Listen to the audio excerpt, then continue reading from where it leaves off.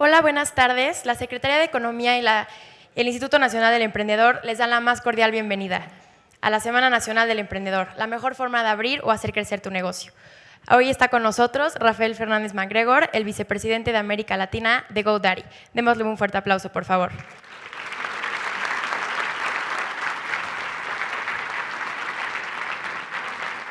Muchas gracias. Sobre todo, muchas gracias por estar aquí al lado de la comida. Supongo que ya tendrán hambre. Me da muchísimo gusto estar aquí con ustedes para hablar de un tema que a mí me apasiona, que es el emprendimiento. De lo que vamos a hablar ahora es de la suerte al emprender. Cuando vemos que alguien tiene éxito en un negocio, muchas veces se dice, ¡qué bárbaro, qué suerte tuvieron esos cuates! O estuvieron en el momento adecuado, en el lugar adecuado. Déjenme hacer una pregunta. ¿Cuántos de ustedes creen que existe un factor suerte importante al emprender? Levanten la mano los que sí. Los que no. Ok, muy bien. Vamos a hablar un poquito del factor suerte, porque yo creo que, en primer lugar, no conozco ningún curso en ninguna universidad que hable del factor suerte al emprender. No existen.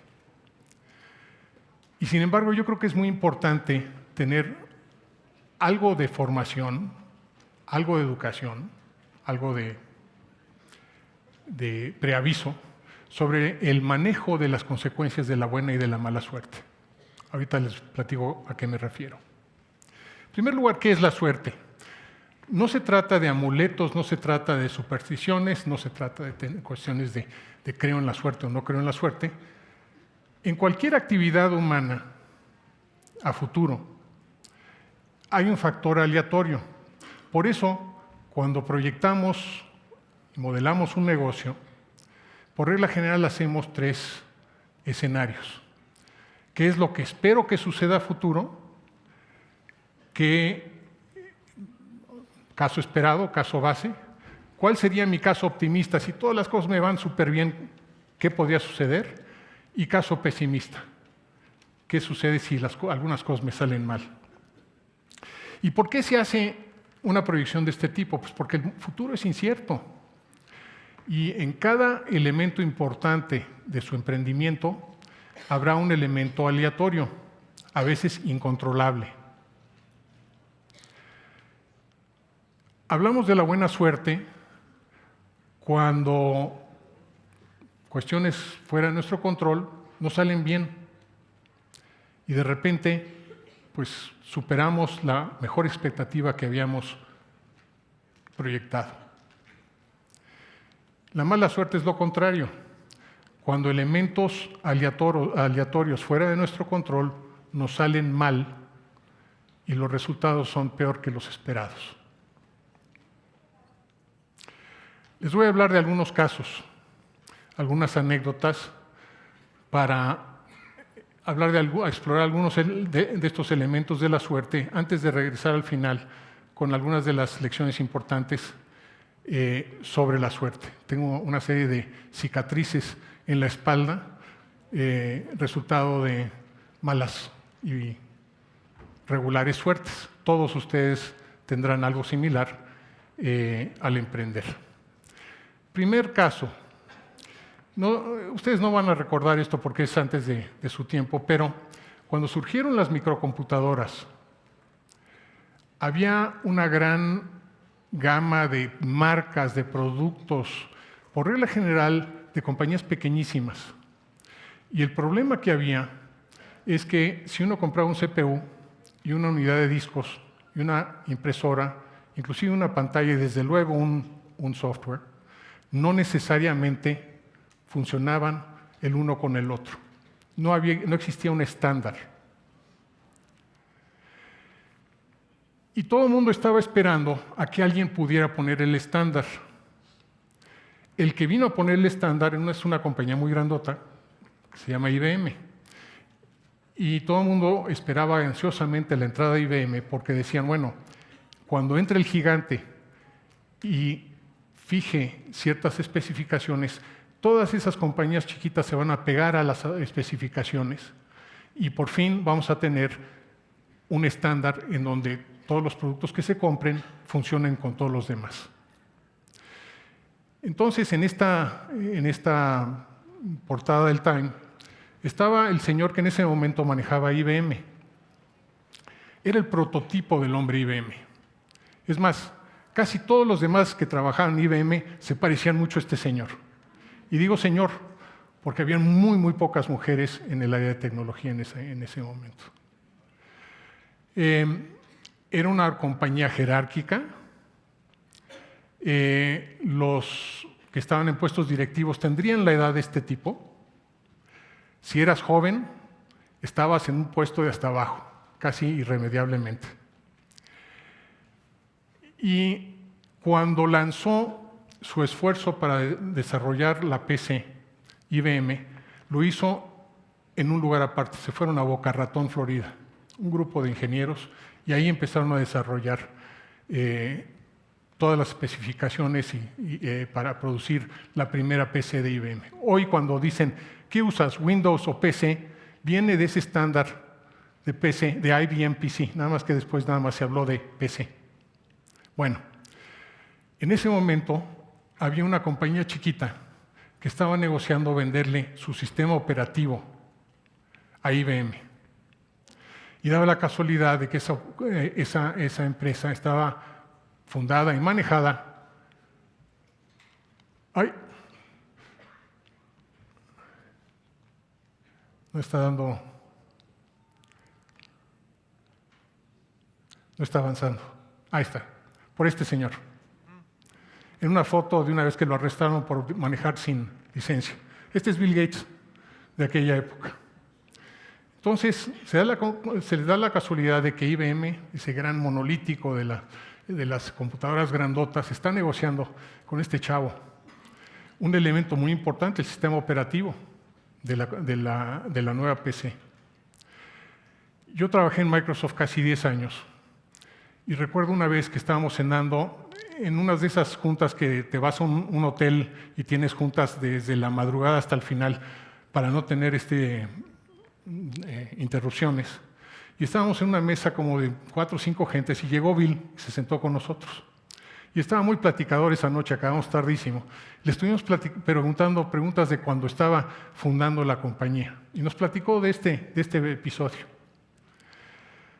Entonces decía que las negociaciones para venderles el sistema operativo se habían alargado mucho y estaban ya muy nerviosos.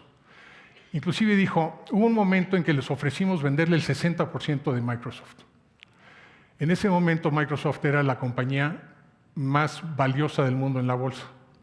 Entonces hizo un cálculo rápido de cuántas veces más hubiera valido ese 60% que todas las acciones de IBM. Y no lo tomaron. Pero platicó de una junta en la que después de negociado el contrato se lo presentan al grupo directivo de la empresa con este señor sentado hasta la cabeza, el chairman. Y pues siendo una empresa con la cultura que tenía, hubieron varios que dijeron, oye, pero ¿cómo vamos a firmar un contrato con la empresa de este cuate? ¿Quién es este cuate? Y entonces Opel contestó, no, estoy en un consejo filantrópico con su mamá, la conozco, es buen cuate, sí, yo no veo ningún problema en hacerlo con él. Buena suerte, mala suerte, ¿qué tan importante fue eso? Pues yo les diría, y así nos lo platicó Bill, que ese elemento aleatorio pues dio la casualidad que mi mamá estaba en un consejo filantrópico con este señor, se conocían, se caían bien, y yo de hecho no conocía a este señor, pero dijo, no, es buen muchacho. Y gracias a eso, el sistema operativo de Microsoft acaba siendo pues, el estándar de la PC. ¿Hubiera tenido Gates éxito si no hubiera sucedido eso? No tengo la menor duda. Es un tipo fuera de serie, inteligente y listo. Las dos cosas que son distintas, las dos las tiene, fuera de serie. ¿Hubiera construido la compañía más valiosa del mundo? Difícilmente. Este era un elemento clave en su emprendimiento, en donde había un elemento aleatorio fuera de su control, que dio la casualidad de que le fue favorable, pero le pudo igualmente ser desfavorable. Es más, con esta diferencia en culturas, se hubiera esperado que hubiera sido desfavorable. ¿De acuerdo? Entonces, bueno, ahí hay un elemento de suerte que tiene un impacto importante. Ahí estamos. Siguiente caso, este es propio. Fue uno de mis primeros emprendimientos. La compañía, les voy a platicar un poquito el entorno de ese momento. Había un grupo de científicos mexicanos extraordinarios que habían en su momento salido al exterior a especializarse en una serie de tecnologías que eran verdaderamente de punta. Y habían desarrollado una tecnología que cortaba una molécula en un lugar muy específico, en condiciones muy especiales.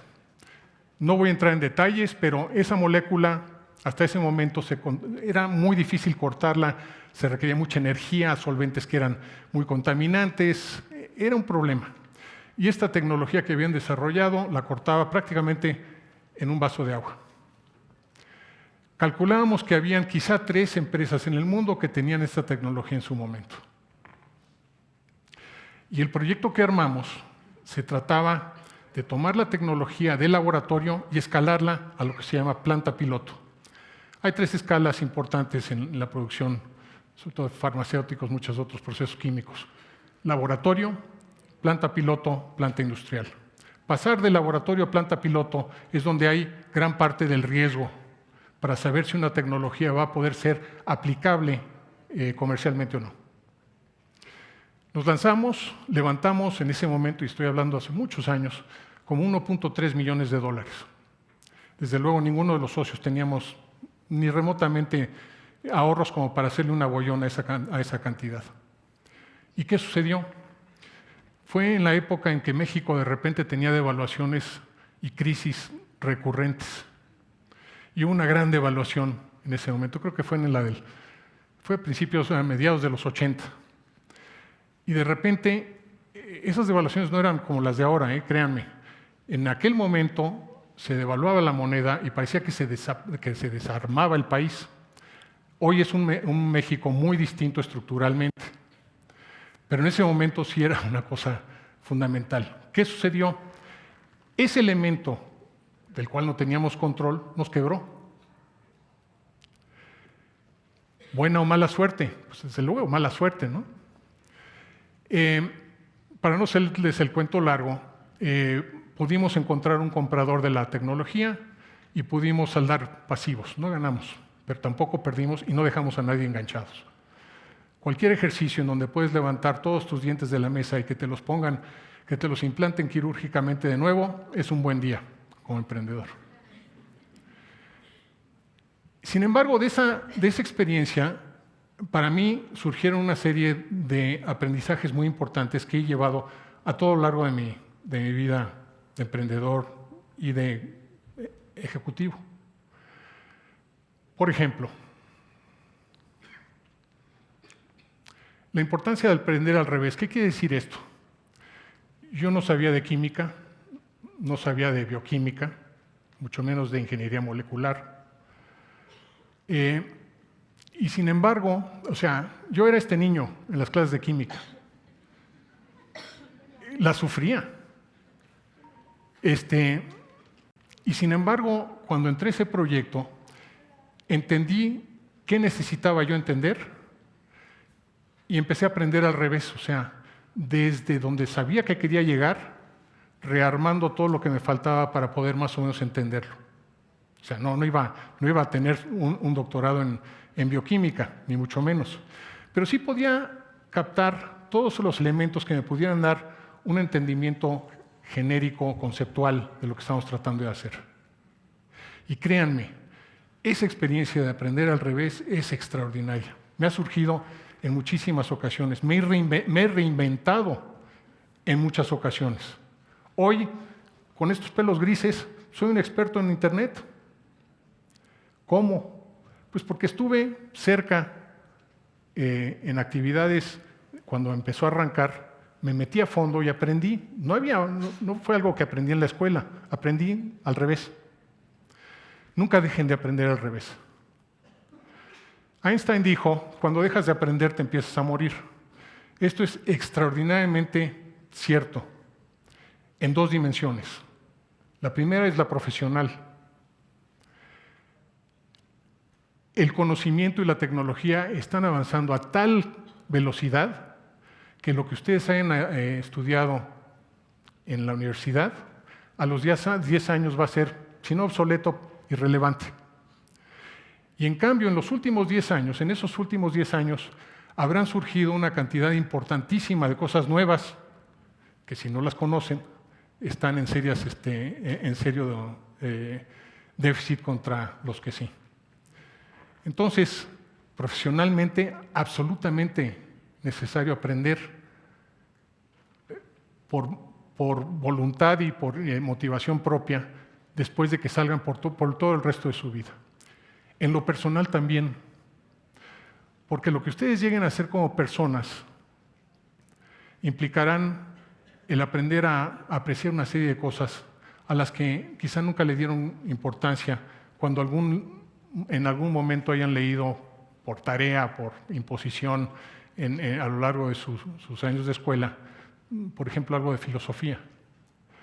Yo no leí a Borges, a Vargas Llosa, a García Márquez, a Paz o a Fuentes, sino hasta después, yo creo que de los 35 años. Empecé a leer filosofía, yo creo que después de los 40. Entonces, este tema de aprender y seguir aprendiendo a lo largo de su vida, en esas dos vertientes, en la profesional y la personal, son una cosa importantísima. Para mí surgió de la necesidad de entender un problema de bioquímica. Otra lección importante es hacerse a la idea de que algo siempre les va a brincar. No sabe uno qué es lo que va a brincar, pero algo les va a brincar. Estar consciente de que algo va a brincar, aunque no sepa qué, créanme que los preparan psicológicamente para que cuando suceda, digan, ok, esto es lo que he estado esperando, no exactamente en esta magnitud o en estas circunstancias, pero eso es lo que he estado esperando. Ya sabes a lo que estás haciendo. De no estar esperando a que brinque algo, se queda uno paralizado como venado ante las luces. No saben uno qué hacer. Tuve un profesor que fue el primero, ya aquí se veía viejo, pero cuando empezó era mucho más joven, que fue el primero que verdaderamente se abocó a estudiar el emprendimiento como materia. O sea, no existe un curso que hable de suerte, pero sí existe un curso que habla de emprendimiento. Y él citó, definió la acción de la manera más convincente que yo he visto. Dice, emprendedor es aquel que persigue la oportunidad sin considerar los recursos que controla en ese momento. Cuando nos lanzamos este proyecto de bioquímica, como decía, no teníamos ni remotamente la capacidad de ahorros para financiarlo. Y a lo largo de mi vida, esa ha sido una constante. Siempre he pensado mucho más allá de las posibilidades que tendría yo para hacer algo. Y si no hubiera sido así, me hubiera quedado en cosas muy chiquitas. Hoy tienen la posibilidad, es mucho más fácil hoy por una serie de apoyos que existen, programas, etcétera, para poder acercarse a las instituciones o inversionistas o gentes que puedan apoyarlos a arrancar su emprendimiento. Hay un tema en esta definición, sin embargo, que no me gusta. Creo que le da demasiada importancia a la oportunidad. Porque cuando pensamos en emprendimiento, muchas veces decimos o pensamos implícitamente que lo que importa es la calidad del proyecto. Este cuate tuvo una idea muy innovadora que obviamente iba a pegar. Les voy a platicar otro caso real. Perdón. Entonces la pregunta es si el proyecto, si todo se centra en la innovación y la capacidad de ver el mundo de distinta forma, desde otra perspectiva, para generar un proyecto que es verdaderamente especial. Este es el siguiente caso. Birlos. ¿Saben qué son birlos? ¿Ustedes saben qué son birlos? Bueno, para los que no sepan, birlos son las tuercas que detienen una rueda en un coche. Y cuando estaba empezando, un muy cercano amigo mío me dijo, voy a poner una tienda de birlos. ¿Qué opinas? Y yo no podía dejar de pensar en ese chiste. El chiste es, para los que no lo... Está un tipo que va de regreso a su casa una noche, manejando, se está haciendo oscuro de noche, está empezando a lloviznar. Hay un tráfico tremendo, entonces toma un atajo y cuando va pasando enfrente de un manicomio, cae en un bache y se le poncha una llanta. Híjole. Entonces se baja, saca las herramientas, sube el gato, le quita los 5 birlos a su llanta, los pone a un lado, quita la llanta, pone la de repuesto y cuando le va a volver a poner los birlos, se le van todos por la alcantarilla. Y entonces se empieza a rascar, está lloviendo y de repente ve que lo está viendo desde una ventana del manicomio este señor. Y le dice, pss, pss, este cuate está... Sí, mire, es muy fácil. Quítele un birlo a las otras 3 llantas y póngaselo a la llanta que está tratando de poner. Son 5 birlos, 3 birlos le da el 60% de la capacidad de sujeción de la llanta. Váyase con cuidado a su casa y mañana le pone los 2 birlos que le faltan. Dice, pues claro. Dice, oiga, eso es brillante. Dice, ¿y usted qué está haciendo en el manicomio? Y le contesta, no, es que yo estoy aquí por loco, no por pendejo.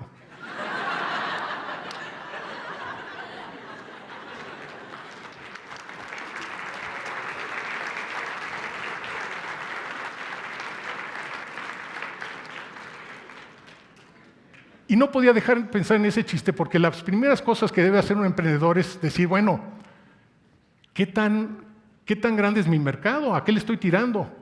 Este cuate le estaba tirando al mercado de aquellas gentes que se le van los birlos por la alcantarilla.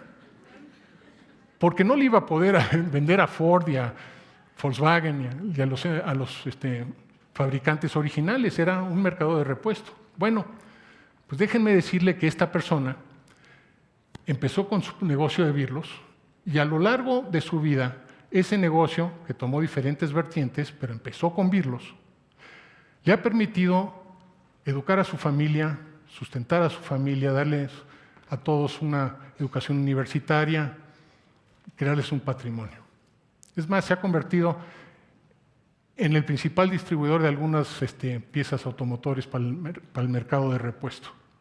Entonces, para mí, ese es de todos, si ustedes me preguntan, ¿cuál es el proyecto menos imaginativo que se pueden imaginar? Birlos.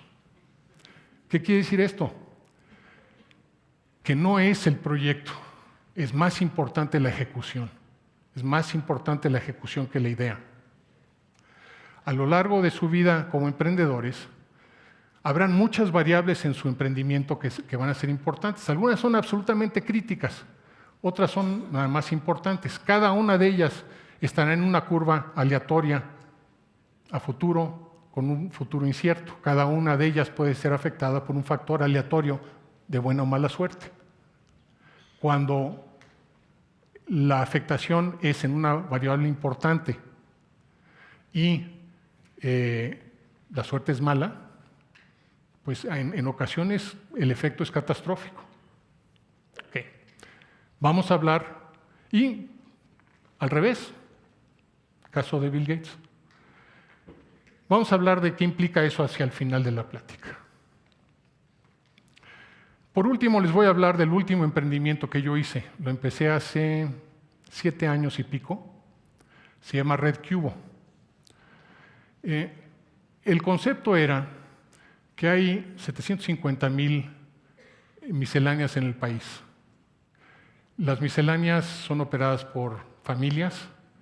Es una parte importante no solamente de nuestra cultura de comercio, sino además es un sustento importante para muchísimas gentes. 750,000 por una familia en muchas ocasiones.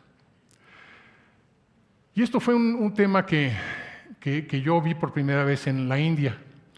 Vi a una persona entrar a una tienda, sacar un mugroso billete de no sé cuántas rupias, entregárselo al que estaba atrás del mostrador de este tipo de tienda. Este tipo con una terminal le digitizó su dinero. En pocas palabras, digitizar el dinero es lo que hace una sucursal bancaria. Uno llega, quiero depositar esto a mi cuenta. El dinero cambia de manos y aparece en una cuenta electrónica de ceros y unos. Se digitiza el dinero. ¿Por qué queríamos hacer esto? Porque si lográbamos hacer esto a esta escala, en términos de llegarle a este tipo de tiendas y a una enorme escala, sentíamos que podíamos bajar el costo por transacción a un nivel en donde esa infraestructura electrónica que estábamos creando sirviera de base para introducir servicios financieros modernos a la base de la pirámide social de México.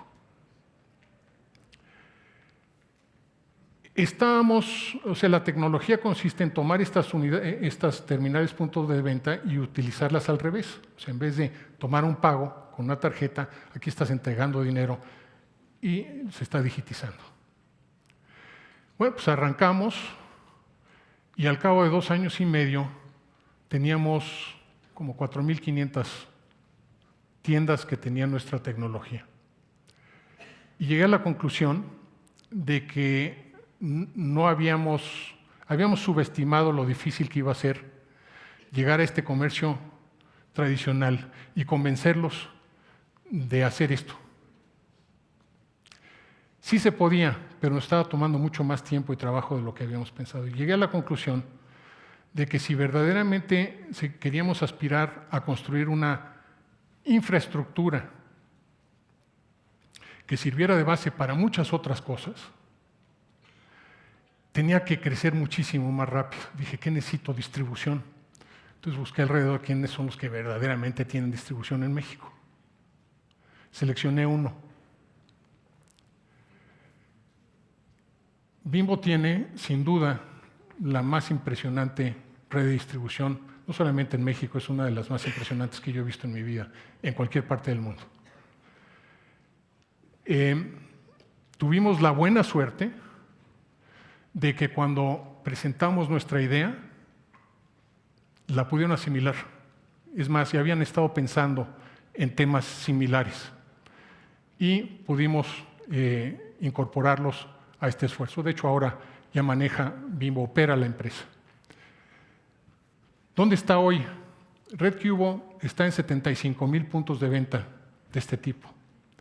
Y lo hemos ampliado, ya no solamente toman dinero en efectivo por servicios, digitizan dinero, sino que también toman tarjetas de crédito, débito, vales de despensa, no sé, de otras cosas. Y cada vez se pueden pagar más cosas con este servicio. Entonces,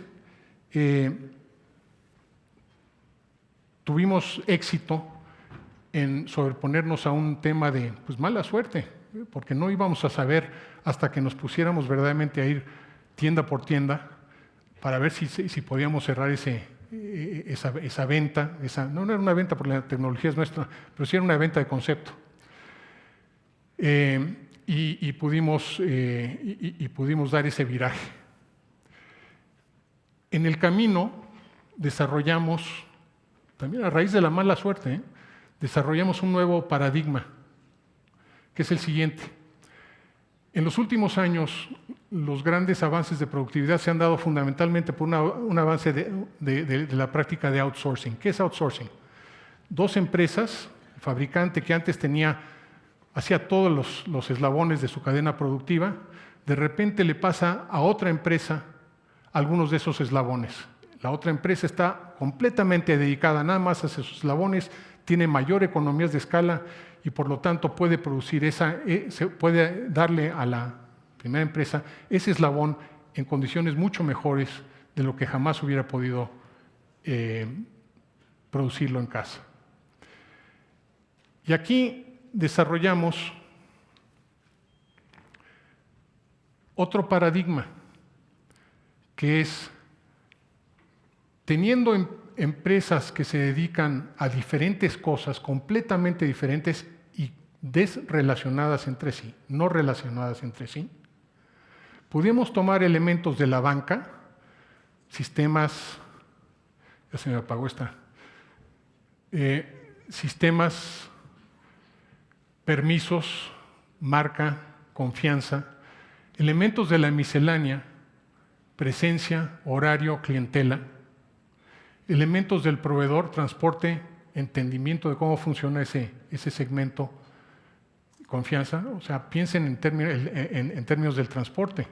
Es muy caro tomar 20 pesos que le entregaron en una tienda e integrarlos al sistema bancario central. Es más, cuesta mucho más que 20 pesos. Y lo que estábamos tratando de hacer aquí era precisamente lograr que pudiera ser factible ofrecerle al público en general un servicio que costara 3 pesos y que la gran mayoría de esos 3 pesos se pudieran cobrar y entregar al proveedor. Eso, por cierto, abre toda una gama, un océano de posibilidades para ustedes los emprendedores, porque antes no había sido factible cobrar cantidades pequeñas a agentes que no estuvieran electronizados en banca. Hoy sí.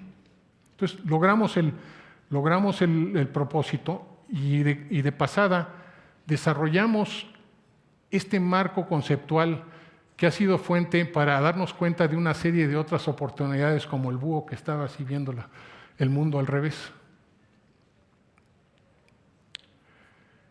Hace pocos años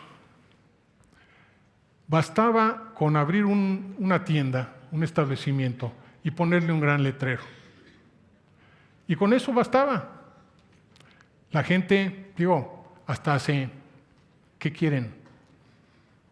25 años, esta era la forma de hacer negocios. Quizá una inserción en páginas amarillas.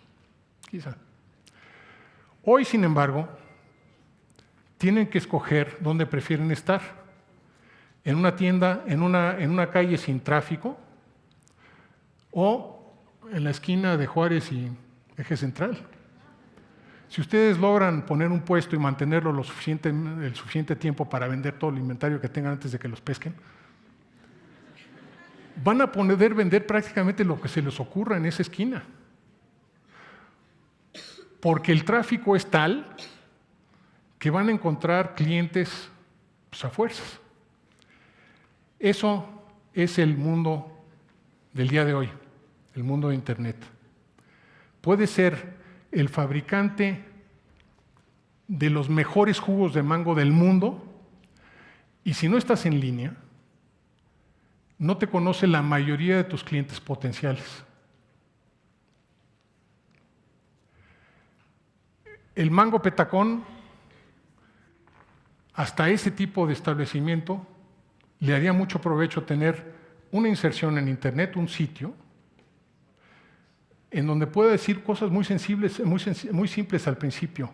Deliciosos jugos, dónde estoy, a qué horas trabajo, quizá un teléfono para que la gente que va a tener una fiesta en su casa me los pueda pedir antes y recogerlos, y quizá alguna mención de el jugo que tengo de temporada. Y de ahí puedes empezar a complicarla. El único comercial que me echaré en toda esta plática es el siguiente. GoDaddy administra más de 60 millones de dominios para nuestros clientes. Y casi todos nuestros clientes tienen entre 0 y 5 empleados. O sea, eso no es pyme, eso es micropyme. Por el costo fundamentalmente de lo que es un refresco al mes, el primer año,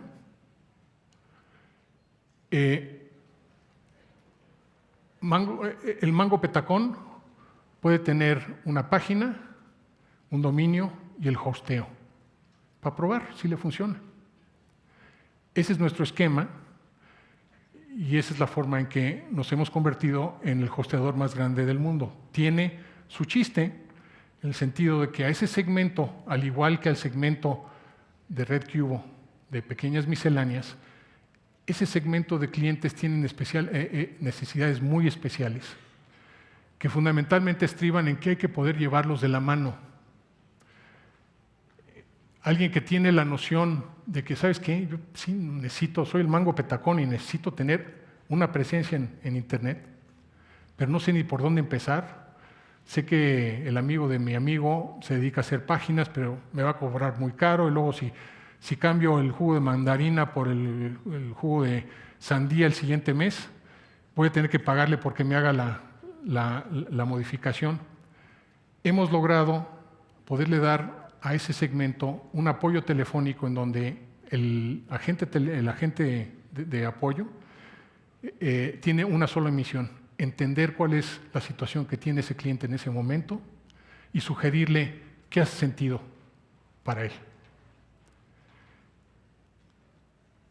Si eres Juanita Méndez y eres una profesionista de extraordinaria y estás presentando una propuesta a una empresa de un proyecto, más vale que no lo presentes, no lo mandes de una cuenta que se llame juanita@hotmail.com, porque no vas a parecer creíble.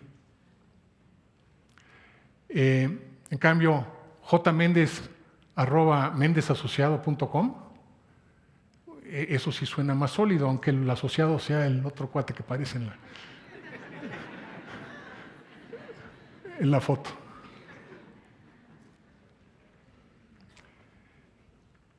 Vivimos en un país extraordinario para el emprendedor.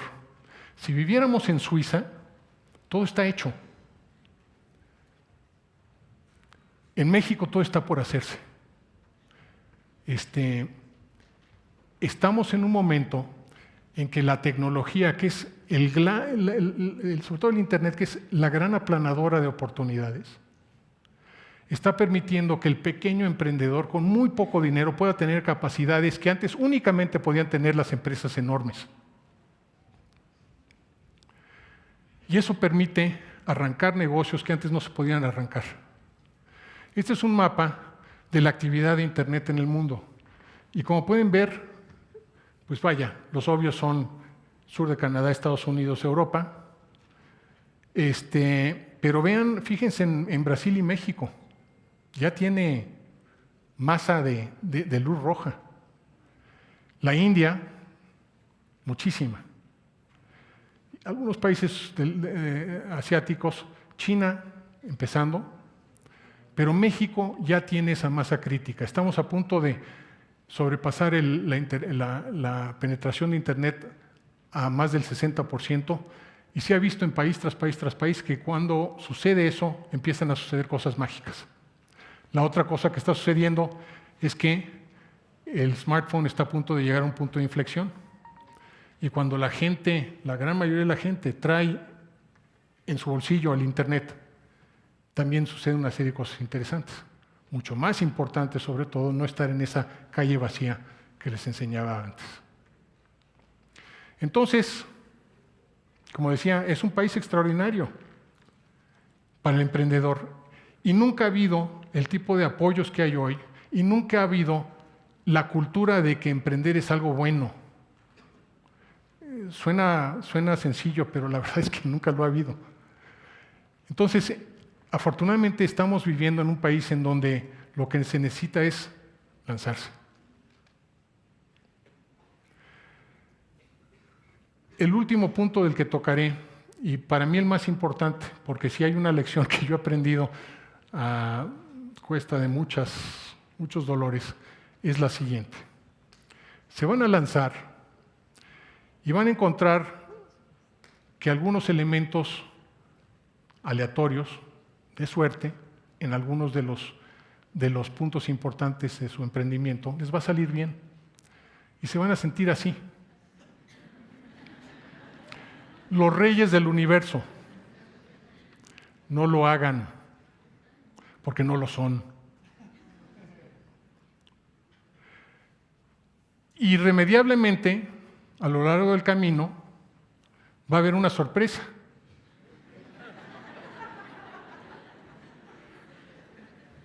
Y algún elemento va a salir mal si se van a sentir así, con un absoluto perdedor. No lo hagan, porque no lo son. Este tema, este quehacer del emprendedor implica una especie de montaña rusa emocional, en donde fluctúas entre ya le hicimos, allá quebramos, pasando por puntos medios de cállate y sigue chambeando. No lo menosprecien. Esto es una de las cosas más difíciles de ser un emprendedor.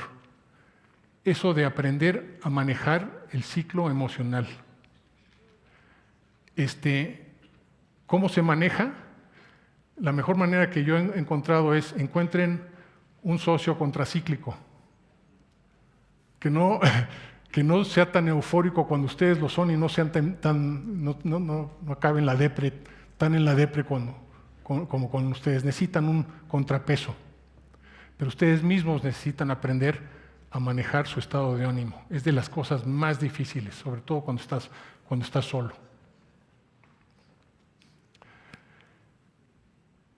Muchas veces se habla de que el emprendedor es un gran tomador de riesgo. Mi experiencia, nada más lejano de la verdad. El emprendedor es alguien que está dispuesto a lanzarse, pero lo que está haciendo desde el primer día de su emprendimiento es limitar el riesgo. Entonces, ¿cómo debe ver un emprendedor? No la suerte en sí, sino las consecuencias de los resultados de la suerte. En primer lugar, por supuesto que existe. Esto no es una cosa de fe, no es una cosa no es un tema de superstición, es un tema de probabilidades. Y que a veces afecta a los negocios catastróficamente, sucede. Les di 2 ejemplos. No, les di uno. En cada acción importante del emprendimiento hay ese factor aleatorio, pero el éxito de las empresas no suelen depender nada más de un factor, sino de un gran cúmulo de factores. No pierdas el piso ante el éxito, no te desinfles ante la adversidad. Incrementa tus probabilidades de suerte, como mencionaba, integrando un equipo complementario de contrapesos y comprometido. Aprende a administrar tu estado de ánimo, no puedo enfatizar esto lo suficiente. Usa la tecnología a tu favor. Piensa en términos tecnológicos desde el inicio. Eso es lo que te va a poner en una liga distinta a otra que está destinada a tener un camino muy difícil si no lo tiene. Estaba leyendo en el Economist hace 2 fines de semana un artículo sobre México que decía que las grandes empresas en los últimos 15 años han incrementado su productividad en un promedio del 5.8% anual. Esos son los casos de éxito que oímos de la industria automotriz, de la aeronáutica, etc. Y que la pequeña empresa, sobre todo la microempresa, ha disminuido su productividad en los últimos 15 años en un promedio del 6.2% anual. Hay que usar la tecnología, hay que estar en línea. Si no estás en línea, no existes para la gran mayoría de tus clientes potenciales. Manténganse ágiles, no se sorprendan que no les sorprendan las sorpresas. Una mente curiosa les ayudará a generar mucho más opciones y les ayudará a ser mucho mejor. ese tema de aprendizaje, manténganlo muy. Y por último, muchas gracias.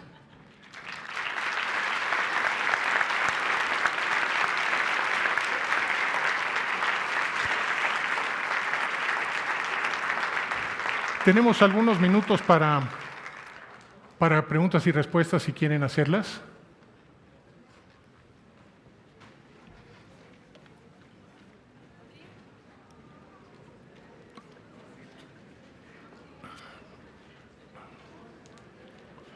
Bueno, pues entonces creo que fui muy claro. Les agradezco mucho que hayan venido.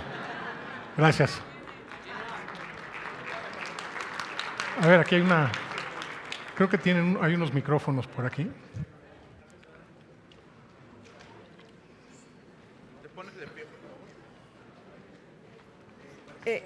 Bueno, sí. Quería nada más ver si nos podía poner un ejemplo de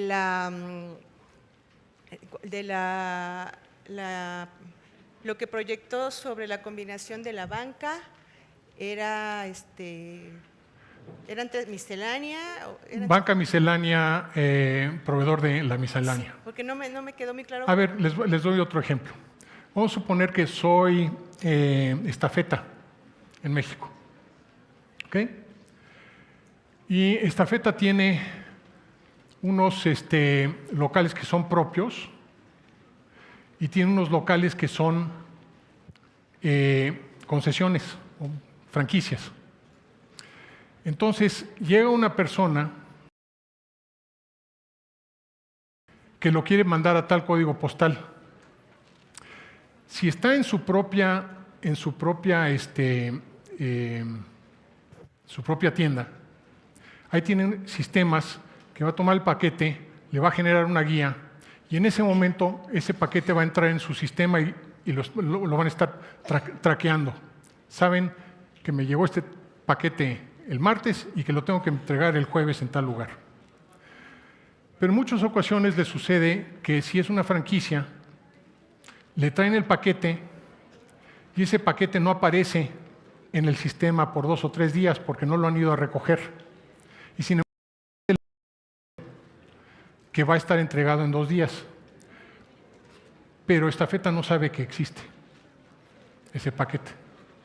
Entonces, ¿cómo podríamos habilitar a algún subconjunto de estas misceláneas para tener las mismas funciones que tiene una tienda propia de Estafeta? Piensa en el siguiente escenario. Traigo el paquete o traigo lo que quiero mandar. La tienda tiene 5 cajas alternativas. Dice, ¿cuál caja quiere? Esta. ¿A qué código? A este. Lo mete en su terminal y le va a costar 55 pesos, llega en 3 días. Perfecto. En ese momento genera la guía y se la pega a la caja. Lo mete en la caja, se la pega a la caja. Y en ese momento, aunque no es una tienda propia, hay en el sistema de control de todos los paquetes conocimiento de que ese paquete existe y que tiene una obligación de entregarse en tal lugar. Entonces, operativamente los sistemas pueden ir por ese paquete y ya está integrado en el sistema, ya tiene toda la guía, tiene todos los códigos de barra que los permitan, entonces nada más literalmente van por él, lo echan al sistema y llega. ¿Qué se hizo ahí?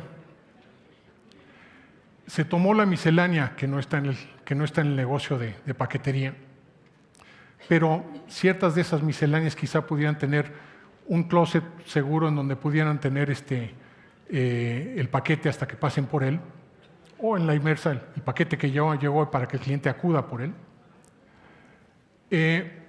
Y para Estafeta, de repente incorporó una habilidad, una parte del modelo de negocios de la miscelánea, sin desenfocar la miscelánea en lo que hace, que le creó una habilidad nueva. ¿Me entienden?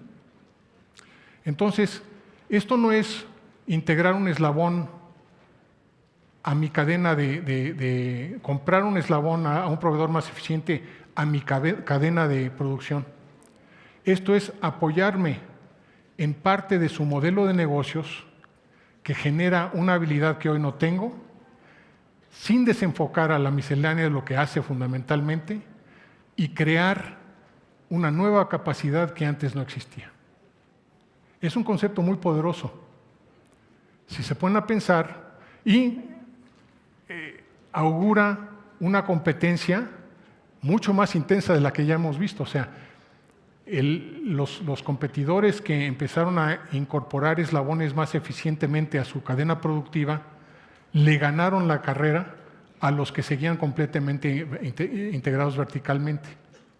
Y ahora se abre otra combinación en ese ajedrez o en esa sopa de dominó, que es, ya no tomes eslabones en sí de compañías que están específicamente creadas para darte el eslabón, sino encuentra forma de utilizar modelos de negocios no relacionados para crear habilidades que no existían en un inicio. ¿Sí?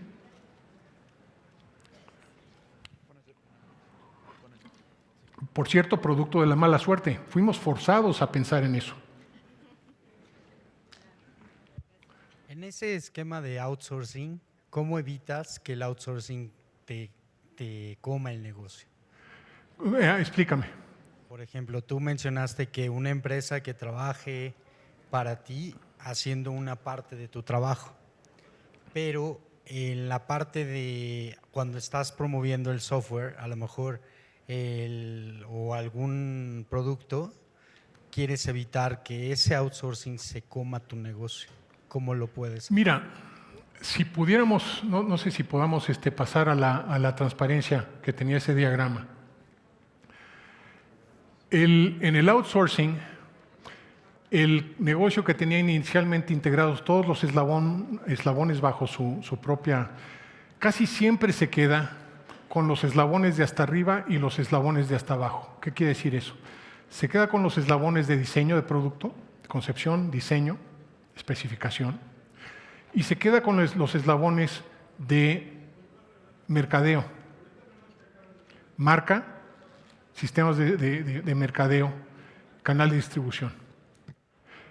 Casi siempre lo que está sustituyendo son cosas de en medio.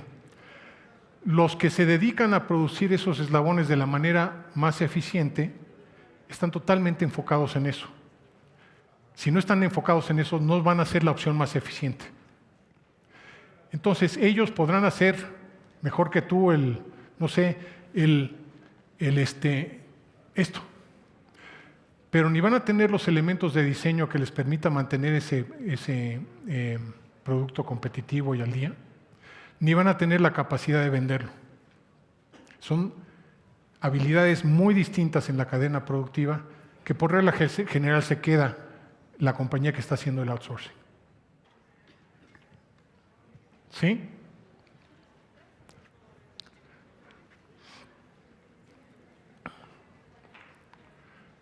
Hola, muy buenas tardes. Somos de Jalapa, Veracruz. Mi compañera y yo tenemos una pregunta para usted. De todos los factores que nos dijo, ¿cuál cree que es el más importante para que nuestra empresa sea exitosa y siga adelante? De todos los que nos mencionó, para usted, en su opinión. Es que les voy a dar una respuesta que no les va a gustar. Así que, como por regla general, no hay un factor que es lo suficientemente importante como para que un elemento de mala suerte en ese factor quiebre la empresa. Tampoco hay un factor lo suficientemente importante como para tener un éxito extraordinario en ese factor por sí solo le dé éxito a la empresa.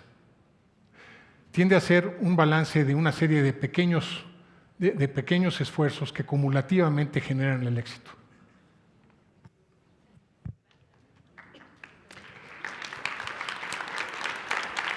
Pues muchas gracias, muy amables, fue un placer.